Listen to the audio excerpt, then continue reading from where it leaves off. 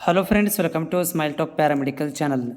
Friends, ಇವಾಗ time 5 ಗಂಟೆ ಆಯಿತು. ಸೊ 5 ಗಂಟೆ ಆದರೂ ಕೂಡ ಇನ್ನೂವರೆಗೆ ನಮ್ಮ ಮೊದಲನೇ ಸುತ್ತಿನ MOOC results, temporary results announcement official website announcement ಆಗಿಲ್ಲ. ಲಿಂಕ್ ಕೂಡ ಅಪ್ಡೇಟ್ ಆಗಿಲ್ಲ. ಅವರ ಪ್ರಕಾರ ಏನಂದರೆ, ಅವರ ಒಂದು ಟೈಮ್ ಟೇಬಲದ ಪ್ರಕಾರ ಇವತ್ತು 2 ಗಂಟೆಗೆ ನಾವು ಏನು ಮಾಡ್ತೀವಿ, ಲಿಂಕನ್ನು ಕೊಡ್ತೀವಿ, ರಿಸಲ್ಟ್ಗಳನ್ನು ನೀವು ನೋಡ್ಕೊಳ್ಬೋದು ಅಂತ ಹೇಳಿದರು.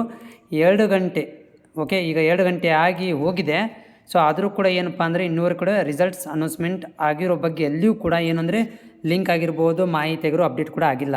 ಸೊ ಇದು ಪ್ರತಿ ಸಾರಿ ಫಸ್ಟ್ ಟೈಮ್ ಏನು ಆಗ್ತಾ ಇಲ್ಲ. ಸೊ ಇದು ಪ್ರತಿ ಸಾರಿ ಕೂಡ ಏನಂತಂದರೆ